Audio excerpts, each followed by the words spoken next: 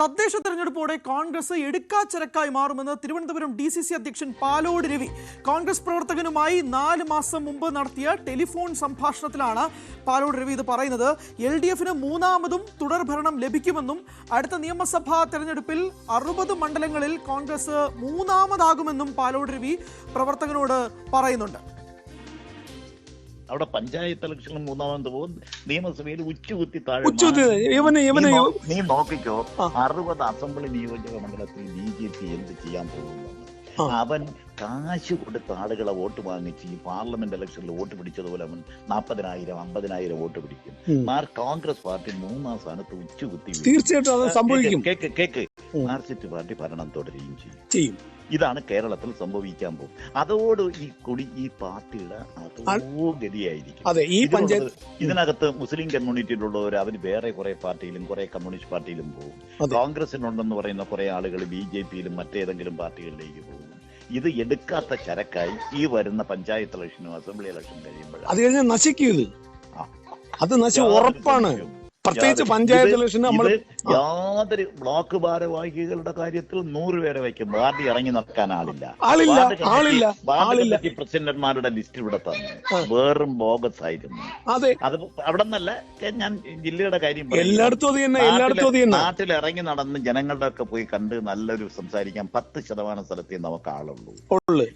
ഇത് നമ്മൾ മനസ്സിലാക്കാതെ മുമ്പോട്ട് പോവുകയാണെങ്കിൽ എന്റെ ജലീലെ വെറുതെ വീരവാദം പറഞ്ഞ് നമ്മളൊക്കെ നടക്കാവുന്ന കുഴിച്ചും ഈ പാർട്ടിയെ ഓരോ ഗ്രൂപ്പും പറഞ്ഞ് ഓരോ താല്പര്യവും പറഞ്ഞ് കൂടെ ഇതിനെ കുഴിച്ചു മൂടുന്നതിന്റെ ഉത്തരവാദിത്വം നമുക്കുണ്ട്. തിരുവനന്തപുരം DCC അധ്യക്ഷൻ പാലോട് രവിയുടെ വാക്കുകളാണിത്. ഡാൻ കുര്യൻ ചേർന്നുകൊണ്ട് വിശദാംശങ്ങളുമായി. ഡാൻ, പാലോട് രവിയുടെ വാക്കുകൾ പ്രത്യേകിച്ച് നാളുകൾക്ക് മുമ്പ് പ്രവർത്തകനുമായി സംസാരിച്ച ഓഡിയോ ആണിത്. എന്തായാലും കൃത്യമായിട്ട് പറയുന്നത് 3-ാം സ്ഥാനത്തേക്ക് കോൺഗ്രസ് പിന്തള്ളപ്പെടാനുള്ള സാധ്യത പല മണ്ഡലങ്ങളിലും ഉണ്ടാകും എന്നുള്ളതാണ്. എന്താണ് കൂടുതൽ വിശദാംശം? 3 മാസം മുമ്പ് വെഞ്ഞാറമൂടുള്ളൊരു പ്രാദേശിക കോൺഗ്രസ് നേതാവുമായി പാലോട് രവി നടത്തിയ ഫോൺ സംഭാഷണത്തിലെ വിശദാംശങ്ങളാണ് ഇപ്പോൾ പുറത്തു വന്നിരിക്കുന്നത്. കോൺഗ്രസ് നേതൃത്വത്തെ വലിയ തരത്തിൽ വെട്ടിലാക്കുന്ന തരത്തിലേക്ക് പാലോട് രവിയുടെ ഈ പരാമർശങ്ങൾ മാറുമെന്നാണ് സൂചന. അതായത് പ്രവർത്തകനുമായി പാർട്ടിക്കുള്ളിലെ ആഭ്യന്തരമായ ചില തർക്കങ്ങളും അത് ഏത് തരത്തിലായിരിക്കും തദ്ദേശ തെരഞ്ഞെടുപ്പിലടക്കം വെല്ലുവിളിയായി മാറാൻ പോകുന്നത് എന്ന കാര്യവുമാണ് പാലോട് രവി വിവരിക്കുന്നത്. അവിടെ എടുത്തു പറയുന്ന കാര്യം, തിരുവനന്തപുരത്ത് തദ്ദേശ തെരഞ്ഞെടുപ്പിൽ നഗരസഭാ തെരഞ്ഞെടുപ്പിലടക്കം കോൺഗ്രസിന് വലിയ തിരിച്ചടി നേരിടുന്ന ഒരു സാഹചര്യം ഉണ്ടാകും. സമാനമായ സാഹചര്യം നിയമസഭാ തെരഞ്ഞെടുപ്പിലും ഉണ്ടാകും. അങ്ങനെ കോൺഗ്രസ് എടുക്കാച്ചിറക്കായി മാറും. കോൺഗ്രസ് നേതാക്കന്മാരിൽ ഒരു വിഭാഗം LDFിലേക്കും മറ്റൊരു വിഭാഗം BJPയിലേക്കും പോകും എന്നുവരെ തിരുവനന്തപുരം DCCയുടെ ചുമതലയുള്ള പാലോട് രവി ഈ നേതാവുമായി സംസാരിക്കുന്നുണ്ട്. ഈ സംസാരിക്കാനിടയായ സാഹചര്യം, ഈ ഫോണിൽ പാലോട് രവിയെ ബന്ധപ്പെട്ട നേതാവ് മറ്റൊരാളുമായി പ്രാദേശിക തലത്തിൽ ചില പ്രശ്നങ്ങൾ നിലനിൽക്കുന്നുണ്ട്. ഇത് പറഞ്ഞു വരുമ്പോഴാണ് ഈ തർക്കങ്ങളൊക്കെ നാട്ടിൽ മുഴുവൻ പാട്ടാണ്. അതുകൊണ്ട് നിങ്ങൾ ആ പ്രദേശത്ത് പാർട്ടിയെ കുഴിച്ചുമൂടി, ഇതേ സാഹചര്യം തന്നെയാണ് പാർട്ടിയുടെ മേലെ തട്ടിൽ നിൽക്കുന്നത് എന്ന തരത്തിൽ പാർട്ടിയിലെ ആഭ്യന്തരമായ തർക്കങ്ങളെക്കുറിച്ച് ഈ പ്രാദേശിക നേതാവിനെ വിശ്വസിച്ചുകൊണ്ട് പാലോട് രവി നടത്തിയ സംഭാഷണമാണ് ഇപ്പോൾ പുറത്തായിരിക്കുന്നത്. പക്ഷേ ഇത് നേതൃത്വത്തെ വലിയ തരത്തിൽ പ്രതിരോധത്തിലാക്കും. CPMനടക്കം ഇത് രാഷ്ട്രീയ ആയുധമായി മാറും.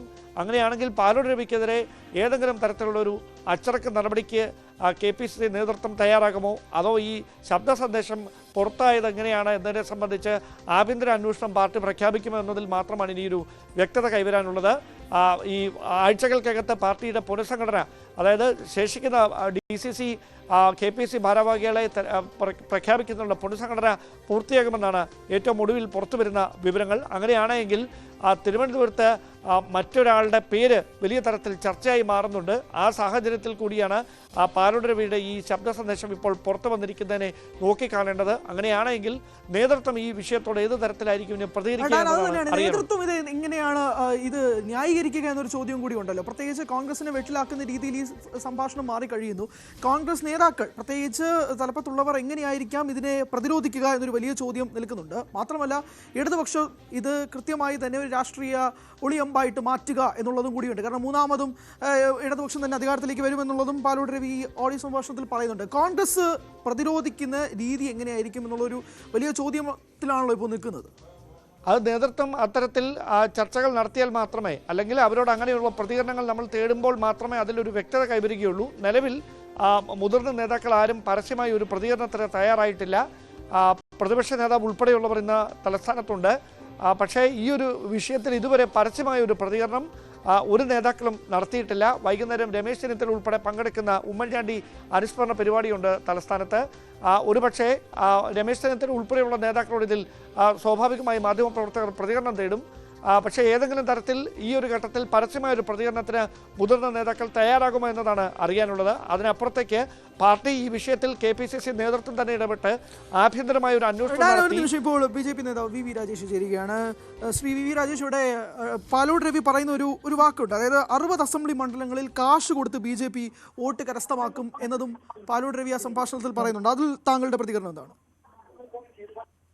അല്ല, ഇത് കോൺഗ്രസിന്റെ നേതാക്കന്മാർക്ക് ജ്യോതിഷം വശമുണ്ടോ എന്നുള്ള കാര്യത്തിൽ എനിക്ക് സംശയമുണ്ട്. BJP നാളെ എന്ത് കാര്യം ചെയ്യും എന്ന് പ്രഡിക്റ്റ് ചെയ്യാനുള്ള ഒരവസ്ഥയിലേക്കൊക്കെ കോൺഗ്രസ് മാറിയെങ്കിൽ ദൈനംദിന രാഷ്ട്രീയ പ്രവർത്തനം മതിയാക്കി കോൺഗ്രസ് അതിലിനി പ്രസക്തിയില്ലെന്ന് മനസ്സിലാക്കി കോൺഗ്രസ് നേതാക്കന്മാരൊക്കെ തന്നെ ജോത്സ്യന്റെ പണി തുടങ്ങിയെന്നാണ് മനസ്സിലാക്കേണ്ടത്.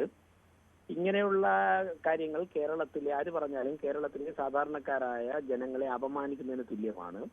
ഈ 60 മണ്ഡലത്തിലെ ജനങ്ങളൊക്കെ തന്നെ പണം കണ്ടിട്ടില്ലാത്തവരാണോ? അപ്പോൾ ദേശീയ രാഷ്ട്രീയത്തിലും സംസ്ഥാന രാഷ്ട്രീയത്തിലും കോൺഗ്രസിന്റെ നേതാക്കന്മാർക്കും പ്രതീക്ഷ നഷ്ടപ്പെട്ടുവെങ്കിൽ, രാഹുൽ ഗാന്ധി ഉൾപ്പെടെയുള്ള നേതാക്കന്മാരിൽ പ്രതീക്ഷ നഷ്ടപ്പെട്ടുവെങ്കിൽ അവർ പൊതുപ്രവർത്തനം അവസാനിപ്പിക്കുന്നതാണ് നല്ലത്. മറ്റുള്ള പാർട്ടികളുടെ അവളുടെ പരാജയം മറ്റുള്ള പാർട്ടികളുടെ തോളിൽ ചാരേണ്ട കാര്യമില്ല. എന്നാൽ കേരളത്തിൽ ഞങ്ങൾക്ക് വളരെ വലിയ മുന്നേറ്റം, വളരെ വലിയ ജനകീയ അടിത്തറ ഞങ്ങൾക്ക് അനുകൂലമായി വന്നിട്ടുണ്ട്. അത് ഞങ്ങൾ ഏറ്റെടുക്കുന്ന പ്രശ്നങ്ങൾ, ഞങ്ങൾ സ്വീകരിക്കുന്ന നിലപാടുകൾ, ഞങ്ങളുടെ നേതൃത്വത്തിന്റെ മികവ്, പാർട്ടി പ്രവർത്തകരുടെ ത്യാഗോജ്വലമായ പ്രവർത്തനം. അപ്പോൾ അതുകൊണ്ടാണ് BJPക്ക് വളർച്ചയും മുന്നേറ്റവും ഉണ്ടാകുന്നത്. ഇനി കോൺഗ്രസ് CPM ആയിട്ട് ഏതെങ്കിലും തരത്തിലുള്ള ധാരണ ഉണ്ടായിട്ടുണ്ടോ ഞങ്ങൾക്കറിയില്ല. BJPയുടെ മേൽ ചാരിയിട്ട് കോൺഗ്രസിനെ കുറ്റപ്പെടുത്താൻ വേണ്ടി കോൺഗ്രസ് നേതാക്കന്മാർ മുതിരേണ്ട കാര്യമില്ല. അല്ല, പൈസ കൊടുത്ത് നിങ്ങൾ വോട്ട് കരസ്ഥമാക്കും എന്നുള്ളതാണല്ലോ അദ്ദേഹത്തിന്റെ വാക്കുകൾ എന്ന് പറയുന്നത്. നിങ്ങൾ പൈസ കൊടുത്ത് ഇവിടുത്തെ ജനങ്ങളെ സ്വാധീനിക്കുക എന്നുള്ള രീതിയിലേക്കാണ് അദ്ദേഹത്തിന്റെ വാക്കുകൾ പോകുന്നത്. ഞാൻ അതാണ് പറഞ്ഞത്. കേരളത്തിലെ ജനങ്ങളെ ഇങ്ങനെ കോൺഗ്രസ് നേതാക്കന്മാർ അപമാനിക്കരുത്, അപഹസിക്കരുത്, പരിഹസിക്കരുത്. കേരളത്തിലെ ജനങ്ങളൊക്കെ തന്നെ ആരുടെങ്കിലും കയ്യിൽ നിന്ന് പണം വാങ്ങിക്കൊണ്ട് വോട്ട് കൊടുക്കാതിരിക്കുന്നവരാണ്. മാത്രമല്ല BJP പോലുള്ള രാഷ്ട്രീയ പാർട്ടി നമ്മുടെ രാജ്യത്ത് വളരെ വലിയ മാറ്റങ്ങൾ ജനങ്ങളുടെ അംഗീകാരത്തോട് നടത്തിക്കൊണ്ടിരുന്ന രാഷ്ട്രീയ പാർട്ടി ഇന്ത്യ മുഴുവനും വിജയിച്ചു വരുന്നത് ഞങ്ങൾ ജനങ്ങളുടെ ഇടയിൽ നടത്തുന്ന നിസ്വാർത്ഥ പ്രവർത്തനം കൊണ്ടാണ്. 10, 50, 60 വർഷം കൊണ്ട് നൂറുകണക്കിന് ആൾക്കാർ ബലിദാനികളായ ഒരു രാഷ്ട്രീയ പാർട്ടിയാണ് ഞങ്ങളുടെ പാർട്ടി. പണം കൊടുത്ത് വോട്ട് വാങ്ങിച്ച് അധികാരത്തിൽ വരാമായിരുന്നുവെങ്കിൽ അതാണ് ജനാധിപത്യത്തിലെ രീതിയെങ്കിൽ എന്നേ BJP അധികാരത്തിൽ വന്നതിന്. അതല്ലല്ലോ ഞങ്ങളുടെ രീതി. ഇനി കോൺഗ്രസ് എവിടെയെങ്കിലുമൊക്കെ പണം കൊടുത്ത് വോട്ട് വാങ്ങിക്കാൻ പരിശ്രമം നടത്തിയിട്ടുണ്ടോ എന്നുള്ളത് അവർ തന്നെ പറയേണ്ടതാണ്. അതുകൊണ്ട് ഇത് സൂചിപ്പിക്കുന്നത് എന്താണ്? ഇന്ത്യൻ നാഷണൽ കോൺഗ്രസിന്റെ നേതാക്കന്മാർക്ക് അവരുടെ പാർട്ടിയിലുള്ള അവരുടെ വകയ്ക്ക് കൊള്ളാത്ത നേതാക്കന്മാർ, രാഹുൽ ഗാന്ധി ഉൾപ്പെടെയുള്ളവരുള്ള, VD സതീശൻ ഉൾപ്പെടെയുള്ളവരുള്ള പ്രതീക്ഷ നഷ്ടപ്പെട്ടിരിക്കുന്നു എന്നുള്ളതാണ്. അതുകൊണ്ടാണ് ഈ ബാധിച്ച നിരാശയിൽ നിന്നാണ്. ഇത് ഒരാളിന്റെ മാത്രം സ്റ്റേറ്റ്മെന്റ് ആയിട്ട് നിങ്ങൾ കാണേണ്ട ആവശ്യമില്ല സുഹൃത്തെ. ഇത് കേരളത്തിലെ 100 കണക്കിന് വരുന്ന കോൺഗ്രസ് പ്രവർത്തകരുടെ നിരാശാബോധത്തിൽ നിന്നും വരുന്നതാണ്. കാരണം എന്താണ്? കഴിഞ്ഞ 10 വർഷമായി, 5 വർഷം രമേശ് ചെന്നിത്തല, 5 വർഷം VD സതീശൻ, അങ്ങനെ 10 വർഷമായി ഒരു പ്രതിപക്ഷം എന്നുള്ള നിലയ്ക്ക് പ്രവർത്തിക്കുവാനുള്ള ഒരു ത്രാണിയും കാണിക്കാതെ നിർണായക ഘട്ടങ്ങളിലൊക്കെ തന്നെ പിണറായി വിജയനും CPM-ആയിട്ടും അഡ്ജസ്റ്റ് ചെയ്ത് കൊടുക്കുന്ന സമീപനമായിരുന്നു കേരളത്തിൽ കോൺഗ്രസ് സ്വീകരിച്ചുകൊണ്ടിരുന്നത്. രാഹുൽ ഗാന്ധി എന്താണ് അബദ്ധജടിലമായ പ്രസ്താവനകൾ കൊണ്ട് സമ്പൂർണ്ണമായിരുന്നു രാഹുൽ ഗാന്ധിയുടെ പാർലമെന്ററി പ്രവർത്തനം. പാർലമെന്റിൽ ഉറങ്ങുക, പാർലമെന്റ് നടക്കുന്ന സമയത്ത് വിദേശത്ത് പോയി വായി നോക്കി നടക്കുക. പിന്നെ KC വേണുഗോപാലിനെ പോലെ ഇന്ത്യൻ രാഷ്ട്രീയത്തിന്റെ ABCD അറിഞ്ഞിടാത്ത നേതാക്കന്മാർ കോൺഗ്രസ് നയിച്ച് ജനകീയ അടിത്തറയുള്ളവരെയൊക്കെ വീട്ടിലേക്ക് പറഞ്ഞയച്ചു. ഇതിൽ നിന്നുകൊണ്ട് DCC പ്രസിഡന്റുമാർക്കും KPCC ഭാരവാഹികൾക്കും കോൺഗ്രസിന്റെ സാധാരണ പ്രവർത്തകർ ഉൾപ്പെടുന്ന ആയിരക്കണക്കിന് പേർക്ക് ഒരു നിരാശ പടർന്നിട്ടുണ്ട്. ആ നിരാശയിൽ നിന്നും ഉണ്ടാകുന്ന ചില ജൽപ്പനങ്ങളാണ് എനിക്ക് തോന്നുന്നത് കോൺഗ്രസിന്റെ പോലെ സാധാരണക്കാരായ പ്രവർത്തകർ BJPയുടെ പ്രവർത്തനത്തിൽ ആകൃഷ്ടരായി പല സ്ഥലങ്ങളിലും ഞങ്ങൾ വോട്ട് ചെയ്യാൻ തയ്യാറായി നിൽക്കുന്നു എന്നാണ്. അപ്പൊ CPM-നെതിരായുള്ള ശക്തമായ പ്രതിപക്ഷമായിട്ട് കേരളത്തിൽ BJP മാറിക്കഴിഞ്ഞു. കോൺഗ്രസിന് ഒരു സ്പേസ് നഷ്ടപ്പെട്ടു എന്ന് വെളിപ്പെടുത്തുന്നതാണ് DCC പ്രസിഡന്റ് സ്റ്റേറ്റ്മെന്റ്. ശരി, വ്യക്തമാണ്. നന്ദി ശ്രീ VV രാജേഷ് പ്രതികരിച്ചതിന്. ഡാനിലേക്ക് പോവാണ്. ഡാൻ, VV രാജേഷിന്റെ വാക്കുകളിൽ നിന്ന് വ്യക്തമാണ്. ഇതൊരു രാഷ്ട്രീയ ആയുധമാക്കി BJP മാറ്റാനുള്ള ഒരു സാധ്യതയുണ്ട്. കാരണം കൃത്യമായി തന്നെ രാജേഷിന്റെ വാക്കുകളിൽ നിന്ന് കോൺഗ്രസ് നേതൃത്വത്തെ തന്നെ രാഹുൽ ഗാന്ധിക്കെതിരെ പരസ്യമായി തന്നെ അദ്ദേഹം വിമർശനവും ഇപ്പോൾ പറയുകയും ചെയ്തിട്ടുണ്ട്. അപ്പോൾ ഒന്നാമത് ഈ തുടർ ഭരണം എന്നത് കേരളത്തിൽ കേട്ടുകേൾവില്ലാത്ത കാര്യം. അതിനുശേഷം ഇപ്പോൾ മൂന്നാമതും ഇടതുപക്ഷം വരുമെന്നുള്ള പാലോട് രവിയുടെ വാക്കുകൾ. ഇത് ഇനി CPM അതുപോലെ തന്നെ അല്ലെങ്കിൽ ഇടതുപക്ഷവും അതുപോലെ തന്നെ രാഷ്ട്രീയ ആയുധമാക്കി മാറ്റുന്നത് തന്നെ നമ്മൾ വരുന്ന മണിക്കൂറുകളിലെ പ്രസ്താവനയിൽ നിന്നും വ്യക്തമാകുമല്ലോ. അതായത് ഇന്നലത്തെ ഗോവിന്ദചാമിയുടെ ജയിൽ ചാട്ടവുമായി ബന്ധപ്പെട്ട് വലിയ തരത്തിൽ പ്രതിരോധത്തിലായ പാർട്ടി നേതൃത്വത്തിന് തീർച്ചയായിട്ടും അതിനെ മറയ്ക്കാൻ കഴിയുന്ന ഒരു ആയുധമായി പാലോട് രവിയുടെ ഈ പ്രസ്താവന മാറുമെന്ന് തന്നെ വേണം വിലയിരുത്താൻ. കാരണം പാലോട് രവി ഒരു കോൺഗ്രസിൻ്റെ തന്നെ പ്രാദേശിക നേതാവുമായിട്ടാണ് ഇത്തരത്തിലുള്ളൊരു സംഭാഷണം നടത്തിയിരിക്കുന്നത് എങ്കിലും അത് പുറത്തെത്തുന്നതോടെ അതിന് മറ്റൊരു മാനം കൈവരും. കാരണം പാർട്ടിക്കകത്ത് പാർട്ടിയിലെ പ്രശ്നങ്ങൾ ചർച്ച ചെയ്യുന്നതൊക്കെ സ്വാഭാവികമാണ്. നേതാക്കന്മാർ കൂടിയിരുന്ന് ഔദ്യോഗികമായും അല്ലാതെയും പാർട്ടിയിലെ തർക്കങ്ങളും പ്രശ്നങ്ങളും അത് തെരഞ്ഞെടുപ്പിൽ ഏത് തരത്തിൽ പ്രതിഫലിക്കുമെന്ന കാര്യമൊക്കെ കൃത്യമായ യാഥാർത്ഥ്യബോധത്തോടെ തന്നെ ചർച്ചകൾ നടക്കുന്നത് എല്ലാ പാർട്ടികളിലും നടക്കുന്ന കാര്യമാണ്. പക്ഷേ അങ്ങനെ നടക്കുന്ന ചർച്ചകൾ പുറത്തേക്ക് എത്തുമ്പോൾ അത് എതിർചേരികൾക്ക് വലിയൊരു രാഷ്ട്രീയ ആയുധം കൈവന്നതിന് തുല്യമാകും. അങ്ങനെ ഒരു സാഹചര്യമാണ് ഇപ്പോൾ ഈ സംഭാഷണം പുറത്തു വന്നതിലൂടെ സംഭവിച്ചിരിക്കുന്നത്. കാരണം പാലോട് രവി പറഞ്ഞത് പ്രാദേശികമായ തർക്കങ്ങൾ അതൊക്കെ പ്രാദേശികമായി നിലനിൽക്കുന്ന തർക്കങ്ങളെക്കുറിച്ച് തന്നെയാണ്. പക്ഷേ അത്തരം കാര്യങ്ങൾ പുറത്തേക്ക് എത്തുമ്പോൾ പാർട്ടിയെ പ്രതിരോധത്തിലാക്കുന്ന വെട്ടിലാക്കുന്ന പ്രസ്താവനയാണ് DCC അധ്യക്ഷൻ കൂടിയായ പാലോട് രവിയുടെ ഭാഗത്തുനിന്നുണ്ടായത് എന്ന തരത്തിലുള്ള വിമർശനങ്ങൾ വരും. മാത്രമല്ല KPCC പൊതുസംഘടനയിൽ സംഘടനാകാര്യ ചുമതലയുള്ള ഒരു പദവി KPCCയിൽ പാലോട് രവിക്ക് ലഭിച്ചേക്കുമെന്ന അഭ്യൂഹങ്ങൾ ഉയരുന്നതിനിടയിലാണ് ഈ ഒരു ശബ്ദ സന്ദേശം പുറത്തായിരിക്കുന്നത് എന്നതാണ് അതിൻ്റെ രാഷ്ട്രീയ പ്രാധാന്യം വർദ്ധിക്കുന്നത്. അങ്ങനെയാണെങ്കിൽ പാലോട് രവിയെ വെട്ടുന്നതിന് വേണ്ടി പാർട്ടിയിലെ തന്നെ ഒരു വിഭാഗം നേതാക്കൾ നടത്തിയ നീക്കമാണോ ഇതിന് പിന്നിൽ എന്ന കാര്യത്തിൽ കൂടി ഇനി വ്യക്തത കൈവരാനുണ്ട്. കൃത്യമാണ്, അത് തന്നെയാണ്. അപ്പോൾ അല്ലാണ്ടുള്ള ഫോൺ സംഭാഷണങ്ങൾ അല്ലാത്ത സംഭാഷണങ്ങളൊക്കെ തന്നെ പാർട്ടിക്കുള്ളിൽ നടക്കുന്നത് പോലെയല്ല, പുറത്തേക്ക് വരുമ്പോഴേക്കും മറ്റൊരു രാഷ്ട്രീയ മാനം ഉണ്ടാകുന്നു. മറ്റു പാർട്ടികൾ അത് ആയുധമാക്കി മാറ്റുന്ന തന്നെ മാറും ഈ ഒരു ഫോൺ സംഭാഷണവുമായി ബന്ധപ്പെട്ട്. എന്തായാലും പാലോട് രവിയുടെ വാക്കുകൾ ഒരിക്കൽ കൂടി പ്രേക്ഷകരിലേക്ക്. അവിടെ പഞ്ചായത്ത് ഇലക്ഷനിൽ മൂന്നാമത് പോകും, നിയമസഭയിൽ ഉച്ചകുത്തി താഴെ. നീ നോക്കിക്കോ, 60 അസംബ്ലി നിയോജക മണ്ഡലത്തിൽ BJP എന്ത് ചെയ്യാൻ പോകുന്നു? അവൻ കാശ് കൊടുത്ത ആളുകളെ വോട്ട് വാങ്ങിച്ച് ഈ പാർലമെന്റ് ഇലക്ഷനിൽ വോട്ട് പിടിച്ചതുപോലെ അവൻ 40,000 50,000 വോട്ട് പിടിക്കും. കോൺഗ്രസ് പാർട്ടി 3-ാം സ്ഥാനത്ത് ഉച്ചകുത്തി. തീർച്ചയായിട്ടും അത് സംഭവിക്കും. കേക്ക് മാർക്സിസ്റ്റ് പാർട്ടി ഭരണം തുടരുകയും ചെയ്യും. ഇതാണ് കേരളത്തിൽ സംഭവിക്കാൻ പോകും. അതോട് ഈ പാർട്ടിയുടെ അതോ ഗതിയായിരിക്കും. ഇതിനകത്ത് മുസ്ലിം കമ്മ്യൂണിറ്റിയിലുള്ളവർ അവർ വേറെ കുറെ പാർട്ടിയിലും കുറെ കമ്മ്യൂണിസ്റ്റ് പാർട്ടിയിലും പോകും. കോൺഗ്രസിനുണ്ടെന്ന് പറയുന്ന കുറെ ആളുകൾ BJPയിലും മറ്റേതെങ്കിലും പാർട്ടികളിലേക്ക് പോകും. ഇത് എടുക്കാത്ത ചരക്കായി ഈ വരുന്ന പഞ്ചായത്ത് ഇലക്ഷനും അസംബ്ലി ഇലക്ഷൻ കഴിയുമ്പോൾ അത് കഴിഞ്ഞാൽ നശിക്കും. അത് നശിക്കും, ഉറപ്പാണ്. പ്രത്യേകിച്ച് പഞ്ചായത്ത് ഇലക്ഷൻ നമ്മൾ യാതൊരു ബ്ലോക്ക് ഭാരവാഹികളുടെ കാര്യത്തിൽ 100 പേരെ വയ്ക്കും. പാർട്ടി ഇറങ്ങി നടക്കാൻ ആളില്ല. പ്രസിഡന്റുമാരുടെ ലിസ്റ്റ് ഇവിടെ തന്നു. വേറും ബോഗസ് ആയിരുന്നു. അത് അവിടെ നിന്നല്ല, ഞാൻ ജില്ലയുടെ കാര്യം നാട്ടിൽ ഇറങ്ങി നടന്ന് ജനങ്ങളുടെ ഒക്കെ പോയി കണ്ട് നല്ലൊരു സംസാരിക്കാൻ 10% സ്ഥലത്ത് നമുക്ക് ആളുണ്ട്.